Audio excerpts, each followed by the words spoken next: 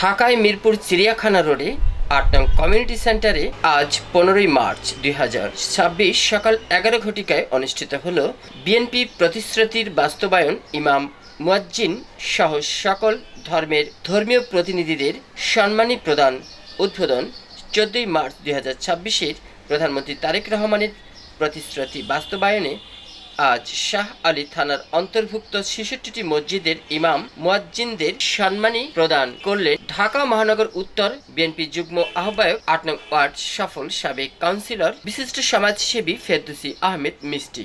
আগামী জাতীয় সংসদের মহিলা আসন সংরক্ষিত সংসদ সদস্য পদ প্রার্থী ফেরদৌসী আহমেদ মিষ্টি বলেন, বর্তমান সরকারের আমলে মাননীয় প্রধানমন্ত্রী তারেক রহমানের প্রতিটা প্রতিশ্রুতি বাস্তবায়ন লক্ষ্যে কাজ করে যাব। আমরা ইমাম মুয়াজ্জিনদের থেকে শুরু করে ধর্মীয় প্রতিটা প্রতিনিধিদের পাশে এই সরকার থাকবে।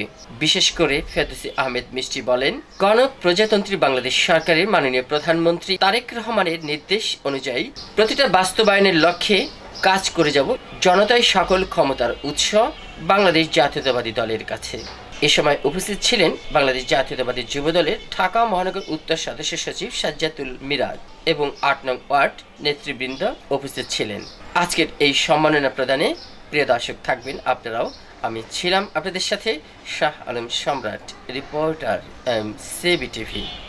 কোম্পানি এবং ঈদ বোনাস আপনাদের এখন এখানে নিয়ে আসা হচ্ছে ঈদ বোনাসের জন্য। আপনারা এসেছেন এজন্য আপনাদের অসংখ্য ধন্যবাদ। আপনারা জানেন জাতীয়তাবাদী দল জনগণের একটা দল। জাতীয়তাবাদী দল ১৭ বছর আন্দোলন করেছে, শুধুমাত্র জনগণের অধিকার আদায়ের জন্য করেছে। আমরা কিন্তু কখনোই বলিনি, আমাদের চেয়ারম্যান কিন্তু কখনোই বলেন নাই যে আমাকে প্রধানমন্ত্রী বানিয়ে দেন। উনি বলছেন কি, জনগণের ভোটার অধিকার রক্ষা করতে হবে।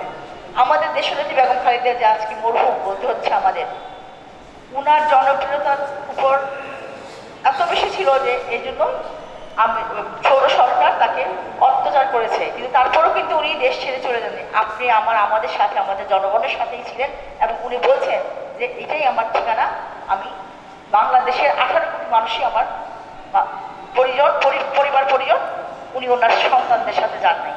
আমাদের চেয়ারম্যান আসার পরেও কিন্তু উনি ওনার মায়ের হত্যার বিচার, অসুস্থতা কিছুই করেন নাই। উনি বলছেন কি, উনি একটা জিনিস ভালো বুঝেন যে জনগণের ভালোবাসা ছাড়া কিছুই সম্ভব না। জনগণকে সাথে নিয়ে সবকিছু করতে হবে।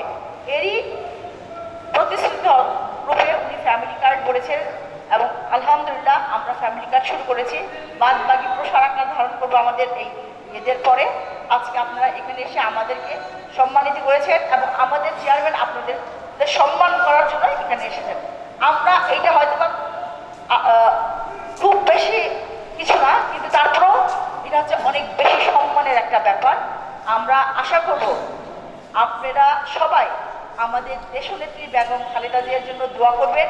রব্বুল আলামিন ওনাকে দেশের মধ্যে যে সম্মান দিয়েছেন আপনারা জানেন, ওনার মৃত্যুর পূর্বে রব্বুল আলামিন ওনাকে অনেক সম্মান দিয়েছে এবং ওনার জানাজাতে আপনারা দেখেছেন কেমন লোক হয়েছে এবং আল্লাহ রব্বুল আলামিন যাতে ওনাকে জান্নাতের ফেরদৌসও এই সম্মানটা দেয়।